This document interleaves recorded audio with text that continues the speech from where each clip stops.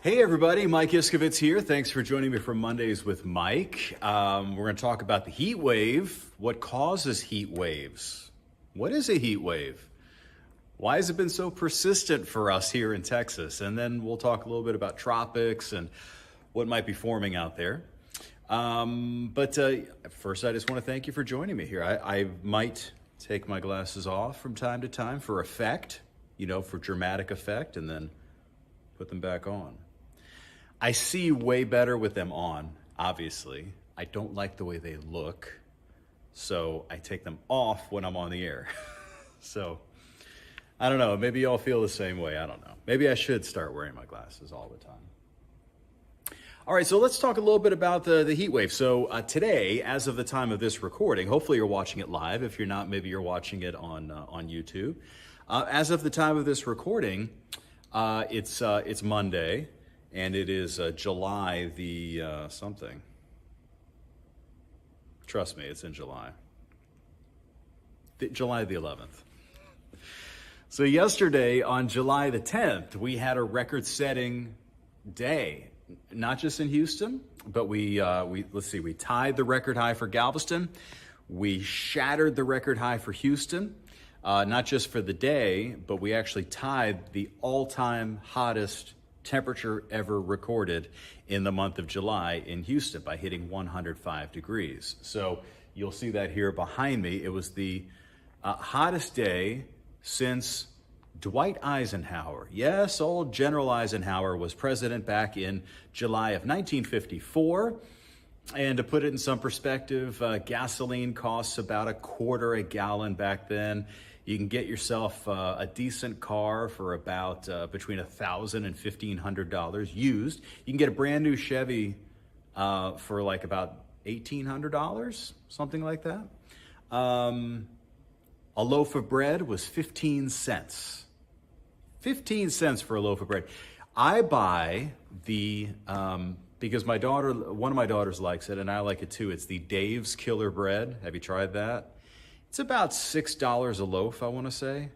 Might be up to $6.50 now. It is expensive, but it's really good. And I suppose it's good for you. It seems like it's good for you. But yeah, 15 cents to get a loaf of white bread back there the last time we hit 105 degrees in July. How do you like that?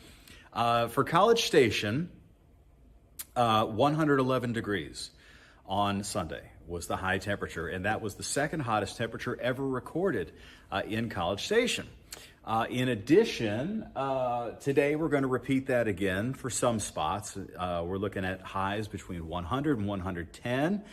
Our news anchor, Lena DeFlorius, by the way, she has really, ever since the big freeze of 2021, when we lost power because the Texas electrical grid failed or almost completely self-destructed, she's been really on top of everything. I mean, she watches ERCOT, the grid, like a hawk. And so she sent out a tweet. If you want to go follow her on Twitter, Lena, I guess it's Lena Fox 26, Lena DeFlorius. Anyway, you'll find it, Lina.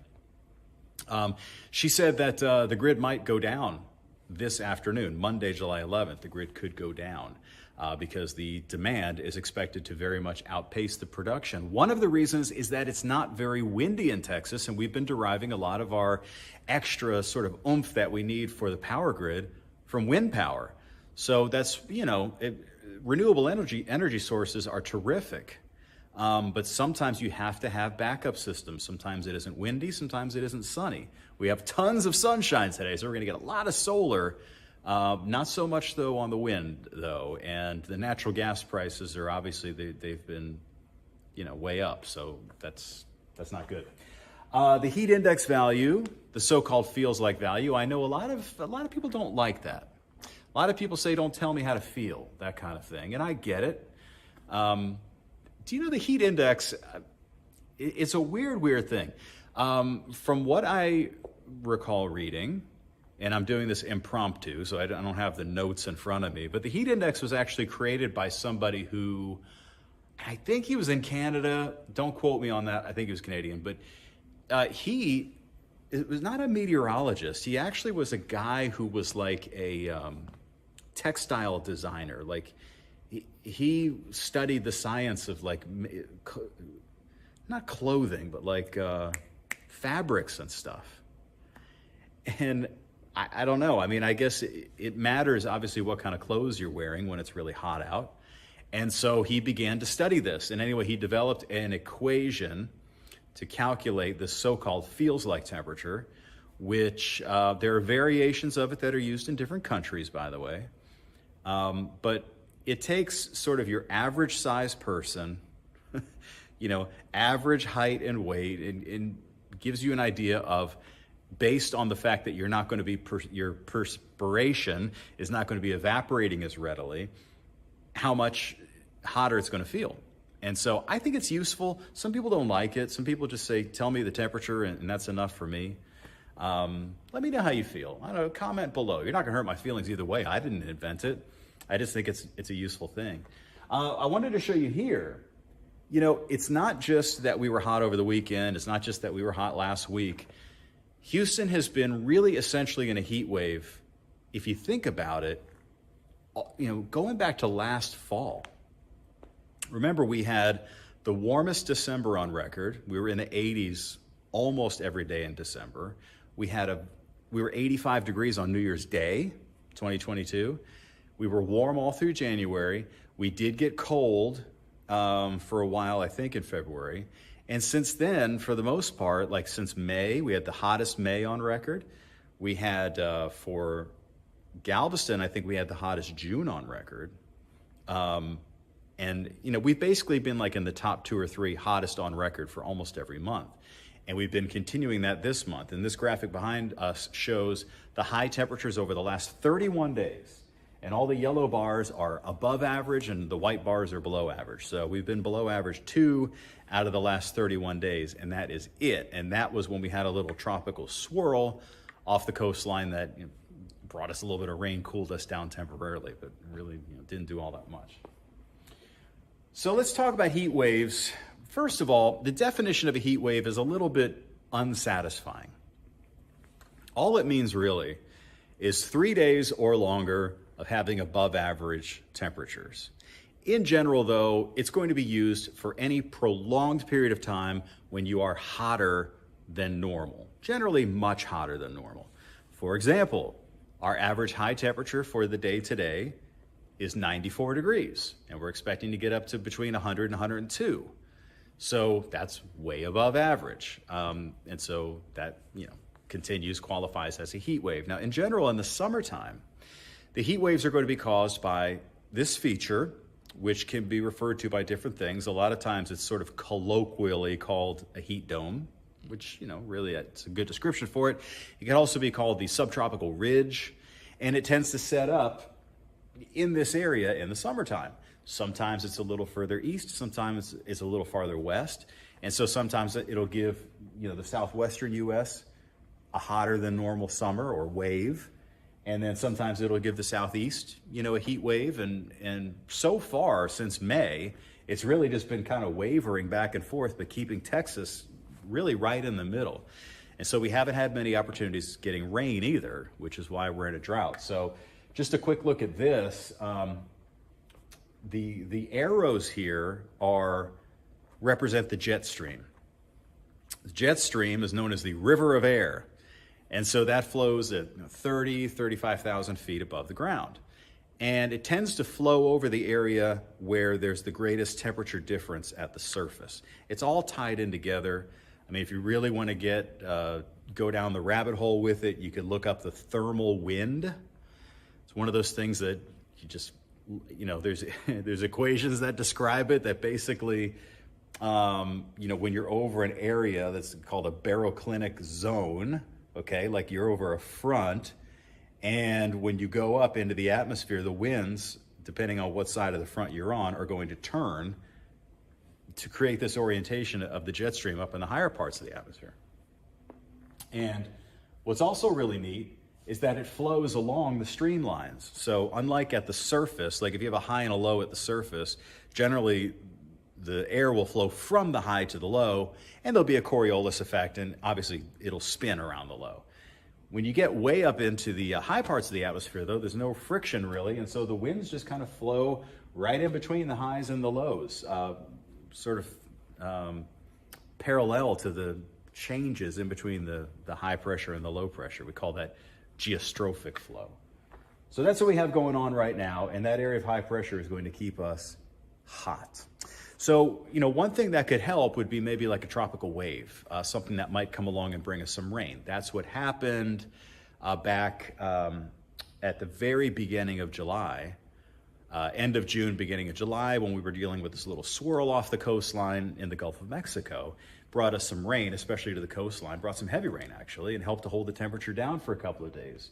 The tropics right now, in the month of July, it's not real common for us to see storms get cooking out here in the Atlantic in this main development region. The cloud cover you see here is sort of the equatorial, what we call the intertropical convergence zone, or the ITCZ, which is a lot like my name, ISCOVITZ, ITCZ. So that's what's happening here.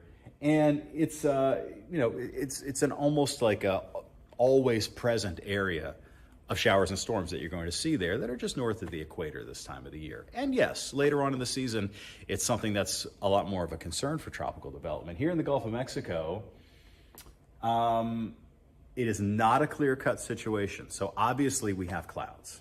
And where there's smoke, there's fire, right? I mean, where there's clouds, there's rain. And where there's rain, there's going to be thunderstorms. And where there's thunderstorms, you're going to have a growth of clouds. And you're going to end up transferring some of the heat from the surface of the Gulf of Mexico up into the cloud. And that's what fuels tropical systems. So as long as this thing's sitting out there, it's going to draw our attention. And so at this point, there's really nothing that's pushing it one way or the other. So it may be that all this week, the week of the 11th of July, we're going to have to just sit here and watch this thing. Now, it does look like, if anything, it may be more of a concern for Louisiana, maybe Mississippi and Alabama. I mean, hopefully it gets close enough to us. I mean, at this point here in Texas, all we want is some cloud cover, right? We'll take cloud cover. Rain would be nice too. This is the GFS computer model outlook, and it is showing, if you look real close, over by New Orleans, it's a little bit of a swirl indicated by the GFS model. That's the American model over there. It's showing a lot of rain in Louisiana, so they might be looking at some flooding later on this week. And here in the greater Houston area, the nice thing is at least it is showing some rain as we head into Friday. So it might be that we start to get in on some rain Wednesday and then a better chance for rain Thursday and Friday. That would help. It would help hold the temperature down. It would help with the ongoing drought and all kinds of reasons. All right, finally, I want to leave you with this. We've been talking about this really ongoing pattern of warmer than normal conditions almost all of the last, 9 months, 8 or 9 months, something like that. So what about the extended outlook? Well, like I said, we're going to get a little bit of relief probably from some of this tropical moisture in place for the late part of this week, which will put us like around the 14th or 15th of July.